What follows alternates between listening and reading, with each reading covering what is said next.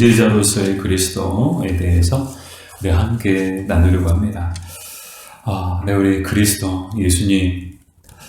예수님께서 우리 이제 중재자가 되어주시죠. 그래서 이제 첫 번째 질문을 우리가 살펴볼 텐데, 이 하나님과 인간 사이에 왜 중재자가 필요한가? 그 답을 우리는 에베소서 2장 1절에서 3절 말씀을 통해서 우리는 찾아볼 수 있죠. 우리 에베소서 2장 1절에서 3절까지의 말씀을 같이 읽어보겠습니다. 그는 허물과 죄로 죽었던 너희를 살리셨도다. 그때 너희는 그 가운데서 행하여 이 세상 풍조를 따르고 공중의 권세 잡은 자를 따랐으니 곧 지금 불순종의 아들들 가운데서 역사하는 영이라. 전에는 우리도 다 그 가운데서 우리 육체의 욕심을 따라 지내며 육체와 마음에 원하는 것을 하여 다른 이들과 같이 본질상 진노의 자녀이었더니. 아멘. 이 하나님과 인간 사이에 왜 중재자가 필요하신가? 첫 번째로는요, 인간은 본질상 이 허물과 죄로 이 죽은 자들이기 때문에 바로 우리 하나님과 인간 사이에 이 중재자가 필요하다는 거예요. 그러니까 영적으로 우리는 이미 이 죽은 자들이죠. 죄로 인해서, 우리 허물로 인해서, 죄로 인해서, 허물로 인해서 우리 영적으로 죽은 자들이기 때문에 우리 인간이 하나님 앞에 나아갈 수도 없고 또 인간이 하나님 앞에 설 수도 없다는 거예요. 왜요? 이 하나님과 우리 인간은 본질적으로 이 차이가 있기 때문이죠. 우리가 본질적으로 우리가 하나님과 우리 인간의 이 속성을 살펴볼 때 이 하나님은 창조주시고 또 하나님은 거룩하신 분이세요. 세상 그 어떤 존재보다도 이 거룩하신 분이 이 하나님이세요. 그 하나님의 거룩하심을 따라갈 수 있는 사람, 또 그 하나님의 거룩하심에 이를 수 있는 사람은 아무도 없어요. 하나님은 거룩하시고 전능하시고 또 이 우주 만물을 창조하시고 또 다스리시고 통치하시는 하나님이시죠. 한마디로 이 하나님은 신이세요. 이 반면에 우리는 어때요? 불면 날아가 버릴 먼지에 불과 정말 연약한 이 피조물들 중에서도 정말 연약한 아무것도 아닌 정말 하나님이 특별한 은혜를 베풀어 주지 않으셨다면 정말 티끌과 같고 이 먼지와 같은 그런 존재가 바로 우리 인간이죠. 근데 뿐만 아니라 더욱더 우리를 비참하게 만든 게 뭐예요? 이 죄와 허물이죠.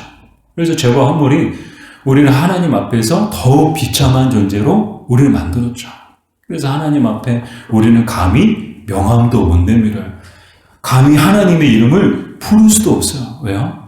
너무나도 비천하고 또 너무나도 이 비참한 존재이기 때문에 정말 하나님의 기쁨이 되지 못하고 우리의 존재 자체가 하나님의 근심이고 하나님의 고민인 거예요.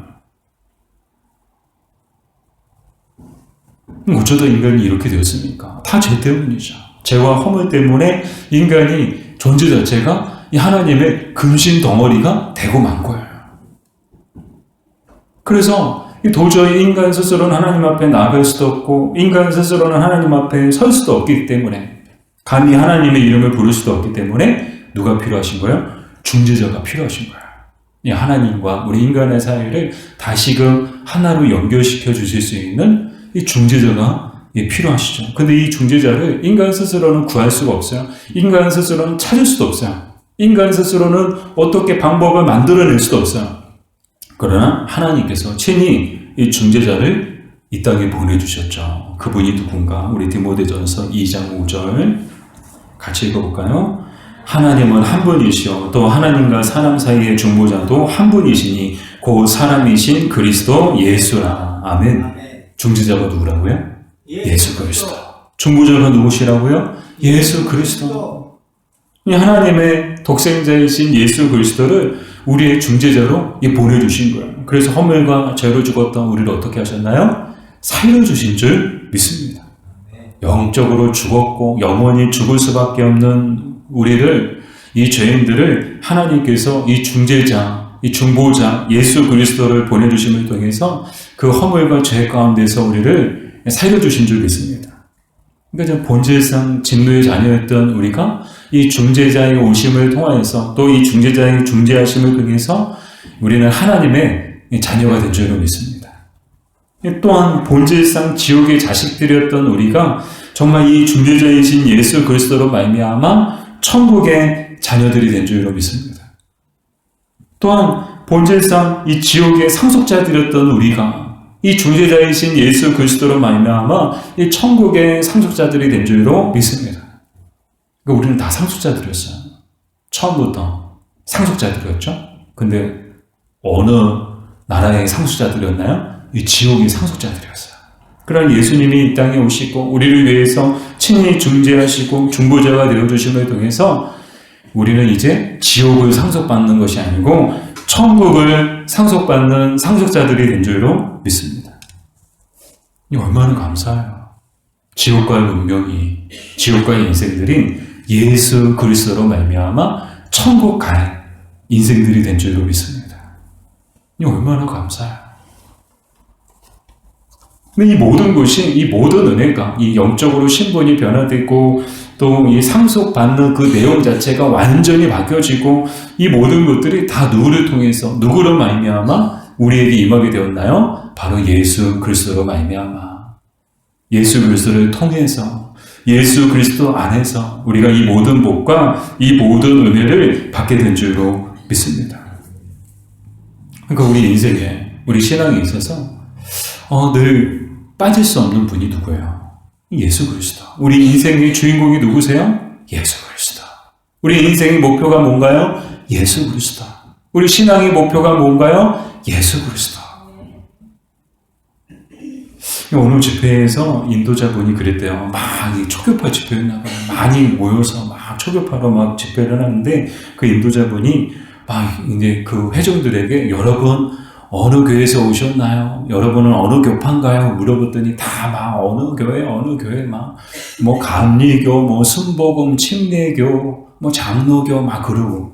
그러니까 막 수많은 사람들이 막 동시에 막 이게 서로 자기 목소리를 내다 보니까 도대체 무슨 말 하는지 못 알아듣겠는 거예요. 그래서 이 인도자분이 다시 한번 이 회중들한테 이번에는 질문을 바꿔서 이렇게 질문했대요. 여러분이 이곳에 모인 이유는 누구 때문입니까? 그랬더니 이구동성으로 예수 그리스도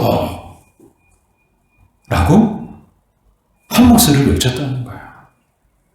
저도 이 이야기를 이제 어느 목사님의 설교를 통해서 들었는데 와, 듣는데 잔잔한 울림이 있더라고요. 이것이 우리 신앙과 또 우리 공동체의 정체성인 줄 믿습니다. 우리 신앙의 정체성이 뭐예요? 예수 그리스도. 신앙의 목표와 목적이 뭐예요? 이 땅에서 잘 먹고 하나님의 복 받아서 부자 되고 그래서 그냥 부동산 부자 되고 막 잘 먹고 좋은 집에 살고 좋은 차 타고 다니고 이게 신앙의 목적인가요? 이게 신앙의 목표인가요? 아니요. 예수 그리스도. 예수 그리스도를 닮고 예수 그리스도를 따르고 그것이 우리 신앙의 목표와 목적이 되어야 하는 줄 믿습니다. 우리 교회 공동체도 마찬가지예요. 우리 작은 목자교회 그 공동체의 정체성이 뭔가? 예수 그리스도예요. 이 땅에 예수 그리스도를 보여주고 이 땅에 예수 그리스도의 가르침을 전하고 이 땅에 예수 그리스도의 사랑을 보여줄 수 있는 곳이 또 보여줘야 하는 곳이 바로 우리 교회여야 하는 줄 믿습니다. 그러니까 늘 우리 신앙에 있어서 예수 그리스도는 빠질 수가 없는 거예요. 절대적으로, 필수적으로 우리 신앙의 모든 삶에 있어서, 모든 생활에 있어서, 모든 모임과 모든 사역에 있어서 늘 빠져서는 안 되는 것이 예수 그리스도이신 줄 믿습니다. 우리 로이 작은 도서관을 하고 있어요. 이 로이 작은 도서관을 하는 이유가 뭐예요? 예수 그리스도. 이곳을 통해서 예수 그리스도의 사랑을 지역사회에 전하고 또 이것을 통해서 예수 그리스도의 복음을 전하기 위해서 이 로이 작은 도서관이 있는 거예요. 그러니까 우리의 모든 사역, 성도들이 모이는 목적도 뭐예요? 예수 그리스도의 사랑을 나누고 예수 그리스도의 가르침을 우리가 함께 배우고 또 그것을 삶으로 실현하는 것이 우리의 모든 신앙의 목표와 또 목적이 되어야 하는 줄 믿습니다. 자, 이렇게 이 중재자이신 예수 그리스도의 오심을 통해서 우리의 영적인 신분이 변화되고 또 우리의 상속받는 상속 내용 자체도 완전히 지옥에서 천국으로 바뀌었다. 이것이 이제 첫 번째 내용이고요. 두 번째, 중재자는 왜 하나님이면서 동시에 인간이어야 하나요? 우리 빌립보서 2장 6절에서 8절까지 말씀을 같이 읽겠습니다. 그는 근본 하나님의 본체시나 하나님과 동등됨을 취할 것으로 여기지 아니하시고 오히려 자기를 비워 종의 형체를 가지사 사람들과 같이 되셨고 사람의 모양으로 나타나사 자기를 낮추시고 죽기까지 복종하셨으니 곧 십자가에 죽으심이라. 아멘. 이 중재자는 왜 하나님이고 동시에 인간이셔야 되는가? 우리 작년에도 이 하이델베르그 요리문답 하면서 다뤘던 내용이야. 빠지지 않는 내용이죠. 정말 기독교에 있어서 이것을 이제 교리적으로 얘기하면 그리스도의 신인 양성론이라고 이야기를 하거든요. 그러니까 그리스도는 참 신이시고 또 그리스도는 참 인간이시다. 그럼 왜 우리 하나님과 인간 사이의 중재자는 참 신이시고 또 참 인간이셔야 되는가? 그거는 이 중재자가 해야 될 역할 때문인데요. 이 중재자가 해야 될 두 가지 역할이 있는데 첫 번째 역할은 뭔가 하면 죽음을 삼키는 역할을 해야 되거든요. 이 죽음을 삼킨다는 표현이 뭔가 하면 이 죽어야 된다는 거야. 이 중재자가 첫 번째로 해야 되는 임무가 뭔가 하면 죽는 거예요. 무엇을 위해서? 누구를 위해서? 죄인된 인간들을 위해서. 죄인된 인간들의 죄값을 치르기 위해서 대신 죽으셔야 되는 게 중재자의 첫 번째 임무인 거예요. 예수님께서 십자가에서 못 박히신 이유도 같은 이유죠. 우리의 중재자가 되어주시기 위해서 예수님은 기꺼이 십자가에 오르신 줄 믿습니다. 이 죄의 싹스는 뭐예요? 욕심이 잉태한 즉 죄를 낳고 죄가 장성한 즉 사망을 낳잖아요. 그 죄는 반드시 사망을 불러오거든요. 근데 이 죄를 속하는 것은 피밖에 없어요. 그래서 구약시대는 열심히 동물의 피 가지고 막 죄를 속였죠. 그러나 그거는 일시적인 죄에 속하는 그런 역할만 할 뿐이었어요. 영원히 죄를 속하지는 못했어요. 근데 예수님께서 참 인간으로서 흘리신 피는 정말 이 모든 사람의 그 죄값을 대신 치르시기에 충분하신 또 완벽한 그런 죄를 속하는 그런 보혈을 흘리셨죠. 그래서 이 중재자의 첫 번째 임무가 이 죽음을 삼키는 것이기 때문에 반드시 죽어야 되는 것이기 때문에 이것은 인간의 죽음이어야 하기 때문에 예수님께서 인간의 몸을 입고 이 땅에 내려오셨다는 거예요. 두 번째는 죄를 정복하는 것. 이것이 이제 중재자의 두 번째 역할이자 임무인데 죄를 정복한다는 것은 인간이 할 수 없는 일이에요. 여러분은 정말 이 죄를 정복할 수 있나요? 뭐 높은 산은 정복할 수 있을 것 같아요. 뭐 에베레스트 산 같은데 막 인간이 정복했다고 거기다 깃발 꽂고 막 산을 정복했어. 고지를 정복했어. 이 땅에 있는 모든 것들은 인간이 다 정복할 수 있는지 모르겠지만 죄는 인간이 정복할 수 없는 거예요. 죄는 오직 하나님만이 정복하실 수 있는 거죠. 그럼 이 죄를 정복한다는 말은 다른 말로 무엇을 뜻하는가 하면 하나님의 공의를 만족시키는 것을 뜻하거든요. 즉, 이 하나님의 공의를 만족시킬 수 있는 것은 인간이 할 수 없어요. 인간은 다 죄인이기 때문에 본질상 진노의 자녀들이기 때문에 또 본성상 이 부패한 그 본성을 가지고 있기 때문에 뭐 인간은 도저히 하나님의 공의를 만족시킬 수 없죠. 그러니까 이 공의를 만족시킬 수 있는 존재는 오직 하나님 한 분밖에 안 계신 거예요. 그래서 우리의 중재자는 참 하나님이시고 또 참 인간이셔야 한다. 그래서 하나님께서 하신 일이 무엇인가요? 하늘 영광 보좌 버리시고 비천한 인간의 몸을 입고 이 땅에 내려오셨죠. 한마디로 뭐예요? 하나님이 인간이 되신 거예요. 그럼 굳이 하나님께서 왜 신이시고 이 우주 만물을 다스리시고 정말 너무나도 영광스러우신 분이 왜 비천한 인간의 몸을 입고 이 땅에 오셔야 되는가? 굳이 그렇게 하실 이유가 있으셨을까? 그래서 세 번째 질문이죠. 왜 하나님께서 인간이 되셔야 했는가? 그 이유가 에베소서 2장 4절에서 7절까지 그 성경 구절에 나와 있는데요. 에베소서 2장 4절에서 7절까지의 말씀을 우리 같이 읽어볼까요?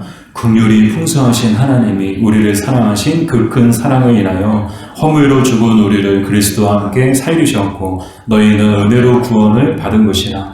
또 함께 일으키사 그리스도 예수 안에서 함께 하늘에 앉히시니 이를 그리스도 예수 안에서 우리에게 자비하심으로써 그 은혜의 지극히 풍성함을 오는 여러 세대에 나타내려 하심이라. 아멘.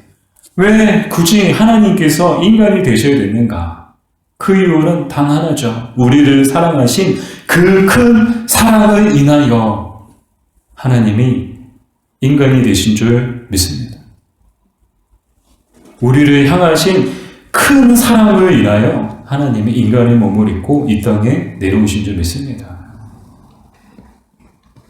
한마디로 하나님은 우리를 사랑하시는 그 사랑으로 인해서 모든 걸 버리신 거예요. 영광 보좌를 버리시고요. 권세와 능력을 가지신 분이심에도 불구하고 그 모든 영광과 권세와 능력을 다 버리시고 정말 모든 것을 버리시고 이 땅에 오셨어요. 그리고 또 이 땅에 오셔서도 다 주고 떠나셨습니다. 정말 생명보다 귀한 게 있을까요? 여러분, 돈이 더 귀할까요? 생명이 더 귀할까요? 생명. 당연히 생명이죠. 생명보다 귀한 게 있을까요? 근데 예수님은 생명마저도 우리를 위해서 다 버리셨어요. 왜요? 우리를 위해서. 우리를 사랑하신 그 큰 사랑을 인하여 우리에게 자신의 모든 것을 내어주셨죠. 근데 이 모습을 보면서 이 말씀을 묵상하면서 문득 그런 질문이 생기는 거예요. 우리는 주를 위해 무엇을 버렸는가? 하나님은 모든 걸 버리셨어요.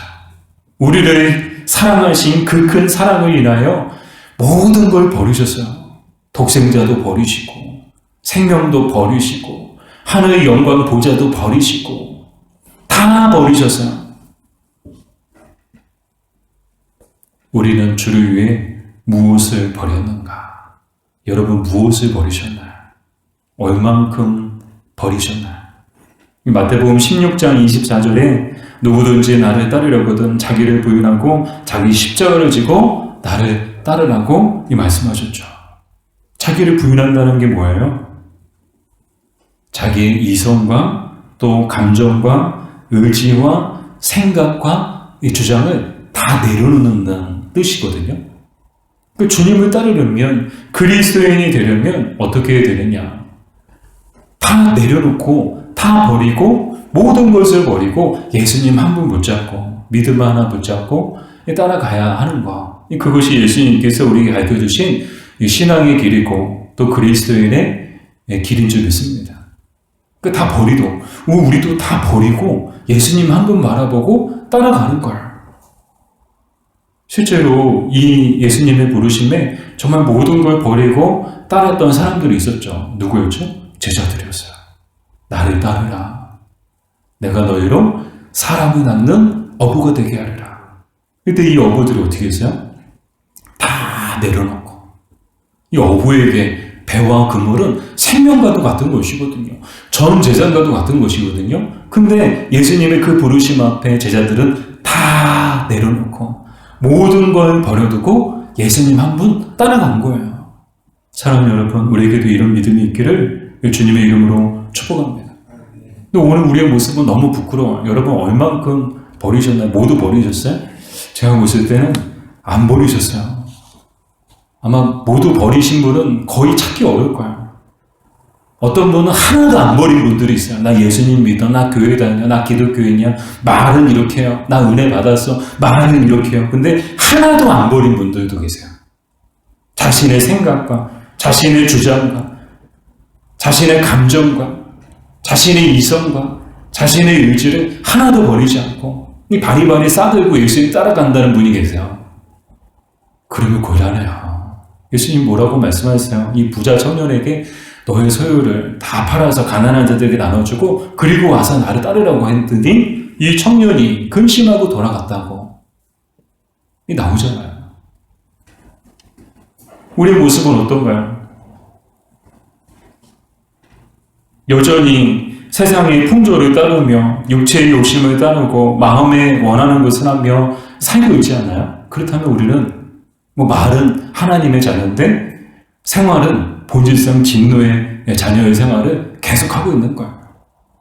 말은 새 사람이 되었다고 말하는데 정작 삶은 옛생활, 옛사람의 삶을 계속해서 여전히 살고 있는 그런 우리의 모습을 보게 되는 거죠.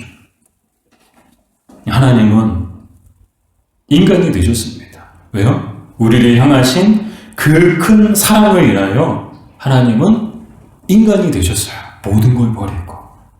그렇다면 우리는 무엇이 되어야 되는가? 우리는 그리스도인이 되어야 하는 점 있습니다. 모든 걸 버리고. 여러분, 제발 좀 버리세요. 우리 옆에 분하고 인사할까요? 제발 좀 버리세요. 제발 좀 버리세요. 네, 여러분의 생각 버리시고, 여러분의 의지를 버리시고, 여러분의 주장을 버리시고, 여러분의 소유도 다 버리세요. 오늘이라도 하나님 부르시면 다 놓고 가야 되는 게 인생이라고 계속해서 말씀을 드리는데 아직도 안 버리는 분들이 계세요. 자기 생각, 자기 고집, 자기 주장. 그리스도인은 모든 걸 버리고 주님을 따라가는 사람인 줄 믿습니다. 마지막으로 4번, 그리스도가 인간임에서도 죄가 없으신 근거는 무엇인가요? 우리 마태복음 1장 18절이죠. 우리 같이 읽겠습니다. 예수 그리스도의 나심은 이러하니라. 그의 어머니 마리아가 요셉과 약혼하고 동거하기 전에 성령으로 잉태된 것이 나타났더니. 아멘. 예수님이 어떻게 잉태하셨어요? 이 남자 여자가 만나서 잉태하셨나요? 아니요. 성령으로 잉태하셨다. 이 말이 무슨 말이에요? 이 예언의 성취죠. 이 하나님이 이사야 선지자를 통해서 주셨던 예언의 성취죠. 우리 이사야서 7장 14절 우리 같이 읽어볼까요? 주께서 친히 긍휼을 너희에게 오라 형제가 이때 아들을 낳으시니 내 이름 임마누엘이 아니라.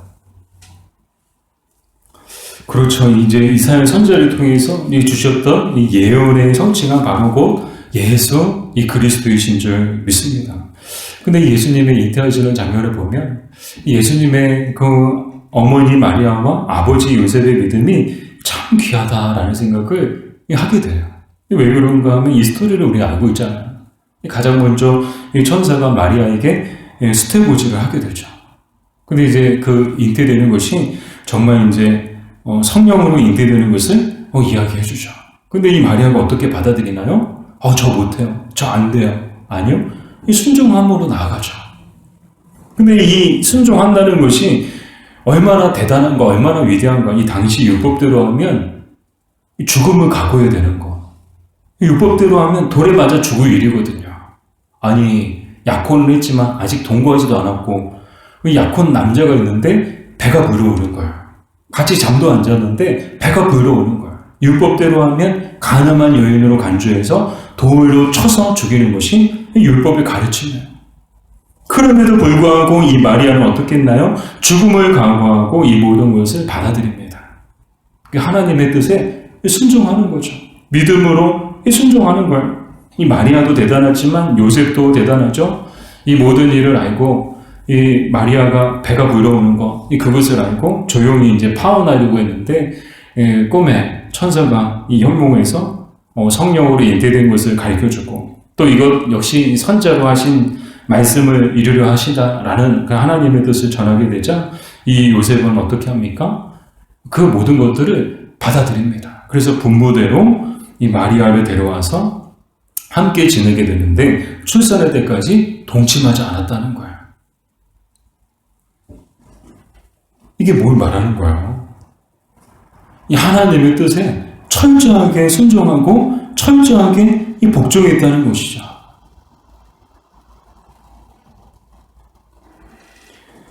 그 부모의 그 자녀임을 우리를 보게 되죠. 예수님이 정말 예수님도 이 하나님의 그 말씀 앞에 정말 순종하고 복종하는 삶을 사셨습니다. 근데 이미 요셉과 마리아 역시 순종과 복종의 삶을 살았음을 우리는 알게 되죠. 그러니까 그 집안의 정말 순종과 복종은 정말 집안의 가온처럼 흐르는 거예요. 이 부모가 순종하니까 자녀들도 순종하는 그런 모습을 보게 되죠. 이 믿음의 가정들은 다 그렇더라고요. 부모가 불순종하면 자녀들도 이 불순종하는 거예요. 그러나 부모가 순종하고 부모가 믿음으로 살면 자녀들도 순종하고 믿음으로 살게 될 줄로 믿습니다. 부모가 성경 보면 하나님 말씀 보고 또 하나님의 말씀 앞에 늘 말씀대로 살려고 몸부림치면 자녀들도 그 부모의 뒷모습을 보고 말씀 보고 그 말씀 앞에 말씀대로 살려고 몸부림치게 될 줄로 믿습니다. 부모가 기도하면 자녀들도 그 부모하는 기도하는 그 부모의 뒷모습을 보고 자녀들도 기도하게 될 줄로 믿습니다. 이 5월달 우리 정말 가정의 달이죠. 이 바라기는 우리의 가정이 이런 믿음의 가정이 되었으면 좋겠습니다. 정말 순종하는 가정이 되기를 주님의 이름으로 축복합니다. 그래서 하나님을 기쁘시게 하고 사람들을 행복하게 하는 여러분의 가정과 또 우리 교회가 되기를 주님의 이름으로 축복합니다.